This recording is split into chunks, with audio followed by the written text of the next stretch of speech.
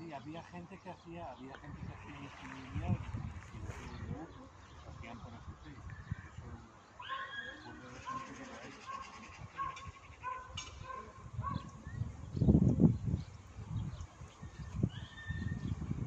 Eso es lo que te quiero decir, que hay mucha gente que hacía ingeniería, en vez de estudiar BUP, estudiaba FP y luego pasaban a ingeniería.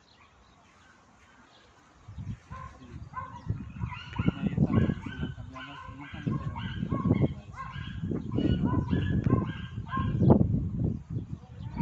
pues eso es, por ejemplo, el ciclo superior de eso, es vamos, la FP2 que hay para eso es para trabajar en, pues por ejemplo, hoy en día, por ejemplo, todos los centros que hay aire acondicionado, prácticamente en todos los sitios. Entonces esa gente dice, hoy tiene que tener certificado de revisión, etcétera. Y además tiene la ventaja ese ciclo de que pueden firmar proyectos, con lo cual puede hacer teletesis. Y, ¿sabes? O sea que es una FP muy bien. Y además aquí en Badajoz lo hacen en un instituto